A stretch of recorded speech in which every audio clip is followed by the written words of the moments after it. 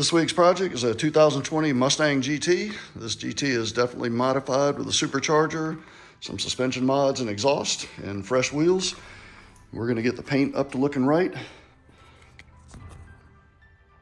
As you can see, it's in decent shape, but definitely a lot of swirling and micro scratching. It needs to be removed. We'll take care of all that. Most of this should be able to be done with a single stage correction. This is one of our repeat customers. The last vehicle we did for him was a black Charger about 3 years ago. That coating's still going strong, so he brought us his newest acquisition to get this one taken care of.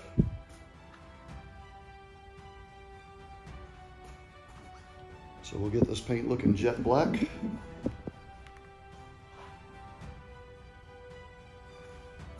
Over the next week.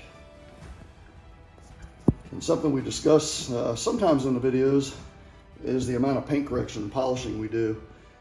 There are companies out there that literally will polish the paint and apply coating. That's not really what we're trying to do at Aegis. At Aegis, we're trying to perfect the paint with paint correction and then go back with polishing.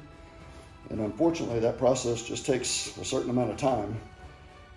So when customers ask me how somebody else can do a full car in 2 days, I said, well, they've either got 4 or 5 people working on it, or they're not paint correcting. They're just simply polishing the vehicle to make it shiny before they apply the ceramic coating. The problem is things like this, if they're not removed, once you apply the ceramic coating and the car gets in the sun, it will amplify all that. So we choose to spend 2 to 3 days just doing paint correction and polishing before we do the application of the coating, so the customer can get back a vehicle that looks at least brand new, if not better than new. So stay tuned for the results. Okay, so here's the car after paint correction and polishing.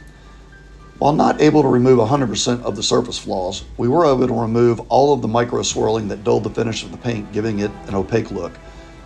Now we have a beautiful jet black surface ready for our ceramic coating treatments.